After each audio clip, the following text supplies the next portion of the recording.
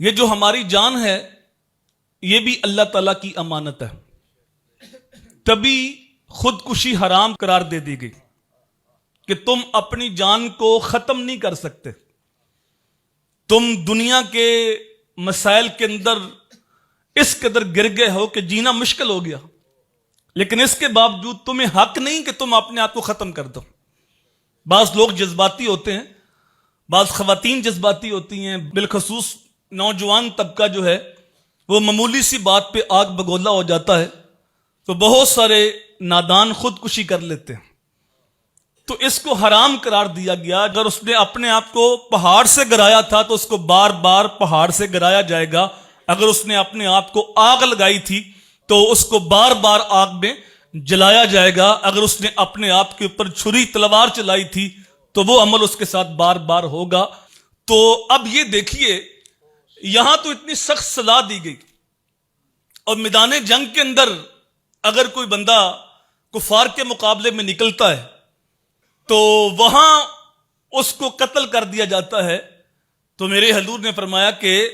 اس کے خون کا قطرہ زمین پر گرنے سے پہلے اس کے سارے گناہ معاف ہو جاتے ہیں، چونکہ وہ شہید ہوا ہے، اپنی جان کو خود ختم کیا تو وہ اس کے اوپر وبال ہوگا، اور اگر کافر نے اس کو مارا تو وہ شہید ہوگا۔ کیوں؟ اس لیے کہ جان کا مالک یہ خود نہیں ہے، جان کا مالک اللہ ہے۔ یہ زندگی اس کے پاس امانت تھی، اور یہ امانت کے اندر خیانت نہیں کر سکتا۔ وہاں جو ثواب ملا ہے اللہ کلمت الحق کے لیے ملا ہے، اور رب کا حکم تھا کہ میری جان میرے نام پہ قربان کر دو،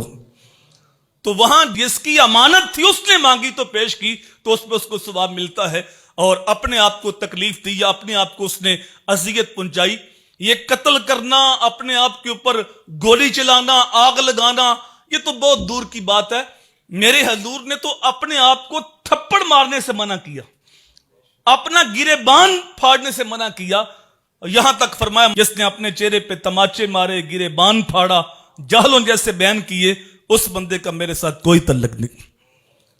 تو خودکشی حرام قرار دے دی گئی، لیکن اگر وہ میدان جنگ کے اندر اس کی جان جاتی ہے تو اس پر اس کو ثواب ملتا ہے، اس لیے کہ جو زندگی ہے یہ اس کے پاس امانت ہے، یہ اس کے اندر تصرف نہیں کر سکتا۔